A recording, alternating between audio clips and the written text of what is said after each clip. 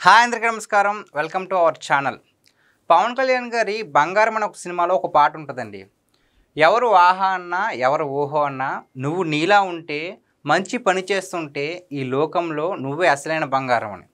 అసలు ఈ మాట ఎందుకు చెప్తున్నానా, నిజంగా ఆ పాట మరి పవన్ కళ్యాణ్ గారిని ఉద్దేశించే చెప్పారో ఏంటో తెలియదు కానీ, సో మనం మన పని చేసుకుంటూ ఉంటే అవతల వాడు ఎంతటైనా సరే మనల్ని కదిలించడు అన్నదానికి ఇది నిదర్శనం. అదేంటో ఒకసారి చూద్దాం.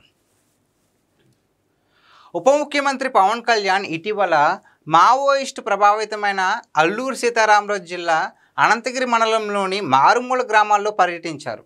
సో నిన్న పవన్ కళ్యాణ్ గారు మారుమూల ప్రాంతంలో ఉన్న గిరిజనులు అయితే వాళ్ళని పర్యటించారు. సో అక్కడ చూసుకున్నట్లయితే చూసారా, 2018 అడవి తల్లికి నాయక్ శ్రీ పవన్ కళ్యాణ్ ఇచ్చిన మాట. 2025 అడవి తల్లి బాటతో కార్యక్రమం. సో పవన్ కళ్యాణ్ గారు అల్లూరు సీతారామరాజు జిల్లాలో ఉన్న మావోయిస్టులు అంటే భయపడే ప్రతి ఒక్క ప్రాంతంలో కూడా నిన్న ఆయన వెళ్ళి పర్యటించడం జరిగింది. సో ఇక్కడ ఏమంటున్నారంటే, పోలీసులు వద్దన్న గిరిజనుల కోసం వచ్చానని, వారంటే తనకు ఇష్టమని స్పష్టం చేశారు. తాజాగా ఇదే జిల్లాలోని డుంబ్రింగూడ మండలం పోతంగి పంచాయతీ పరిధిలోని పెదపాడు గ్రామంలో అడవి తల్లి బాట కార్యక్రమానికి శ్రీకారం చుట్టారు.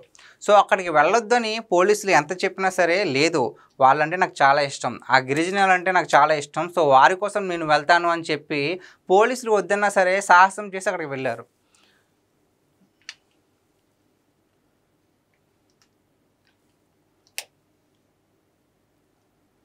సో అక్కడికి వెళ్ళి పెదపాడు అనే గ్రామంలో అడవి తల్లి బాట కార్యక్రమానికి శ్రీకారం అయితే చుట్టారు. ఇదే పంచాయతీలోని లివిటిపుట్టు గ్రామంలో 7 ఏళ్ల క్రితం అప్పటి ప్రభుత్వ విప్ కిడారి సర్వేశ్వరరావు, మాజీ ఎమ్మెల్యే సివేరి సోమను నడి రోడ్డుపై మావోయిస్టులు కాల్చి చంపేశారు. సో ఇక్కడ మావోయిస్టులు అనే వాళ్ళు ఎక్కువ మంది ఉంటారు కాబట్టి, సో అంతకుముందు ఉన్న రాజకీయవేత్తల్ని నడి రోడ్డు మీద కాల్చి చంపేశారు. సో అందువలనే పోలీసులు ఏమంటున్నారంటే, వద్దండి వెళ్ళొద్దని చెప్పినా సరే పవన్ కళ్యాణ్ గారు వాళ్ళ మీద ఉన్న ప్రేమతో వాటన్నింటినీ అతిక్రమించి సో అక్కడికి వెళ్ళడం అయితే జరిగింది. ఆ ప్రాంతానికి సమీపంలో సోమవారం పవన్ ఈ కార్యక్రమాన్ని నిర్వహించడం ఓ రకంగా సాహసం అనే చెప్పాలి. నిజంగా సాహసమే. ఎందుకంటే మావోయిస్టులు అనేవారు రాజకీయ నేతల మీద ఎంత కోపంగా ఉంటారో మనందరికీ తెలుసు. సో మనం ఇక్కడ ఒక్క పాయింట్ గుర్తు చేసుకున్నట్లయితే, మనం ఇందాక చెప్పుకున్నాం కదా, నువ్వు నీలా ఉంటే మంచి పని చేస్తుంటే ఈ లోకంలో అసలైన బంగారం నువ్వే. సో పవన్ కళ్యాణ్ గారి వల్ల ఎవ్వరికి కూడా ఎటువంటి హాని లేనప్పుడు ఆయన ఎందుకు భయపడాలి? సో ఆయన మీద ఉన్న ఆయన నమ్మకమే ఇప్పుడు అతనికి ఏం కాకుండా చేసింది. ఆయన ఎవరికి హాని చేయలేదు. అలాంటి ఇంకా ప్రజలకు మంచి చేస్తున్నారు కాబట్టి మావోయిస్టుల నుంచి ఎందుకు బెదిరింపులు వస్తాయి, ఎందుకు కాల్చి చంపేస్తారు చెప్పండి? సో ఏజెన్సీలో సాధారణంగా రాత్రి వేళలో రాజకీయ ప్రముఖులు ఉండడానికి ఇష్టపడరు. అవును, ఉండడానికి ఇష్టపడరు. ఎందుకంటే ఇలాంటి సంఘటనలు జరిగితే ఎవరు ఉండడానికి ఇష్టపడతారు చెప్పండి? ఇష్టపడరు అని చెప్పడం కంటే ఇక్కడ భయపడతారు అని చెప్పడం చాలా చాలా ముఖ్యం. కానీ ఇక్కడ ఎవరికి భయపడాల్సిన అవసరం లేదు పవన్ కళ్యాణ్ గారు. ఎందుకంటే ఆయన ఎవరికి హాని చేయలేదు. సో ఆయన అందరికీ మంచి చేస్తారు కాబట్టి భయపడాల్సిన పనే లేదు. ఒకవేళ ఉందామన్నా మావోయిస్టు ప్రభావిత జిల్లా కావడంతో పోలీసులు అనుమతించరు. సో రాజకీయ నేతలకి బాగా హాని ఉండే అవకాశం ఉంది కాబట్టి, ప్రాణహాని ఉండే అవకాశం ఉంది కాబట్టి అక్కడ ఉందామన్నా సరే పోలీసులు అనేవాళ్ళు అనుమతించరంట. అందుకే నేతలు 2 రోజులు కార్యక్రమాలు ఉంటే రాత్రికి విశాఖ వెళ్ళిపోయి మళ్ళీ 2వ రోజున మన్యానికి వస్తుంటారు. ఏదైనా 2 రోజులు ప్రోగ్రాం ఉంటే కనుక ఆ రోజు అంతా ఉండి సాయంత్రం మళ్ళీ వైజాగ్ వెళ్ళిపోయి ఆ తర్వాత మళ్ళీ వచ్చేవారంట, ఈ మావోయిస్టులు ఎక్కడ మనల్ని ఏం చేస్తారని భయంతో. కానీ ఉప ముఖ్యమంత్రి పవన్ కళ్యాణ్ మాత్రం దీనికి భిన్నంగా అరకులోనే రాత్రి బస చేసి అందరినీ ఆశ్చర్యింపజేశారు.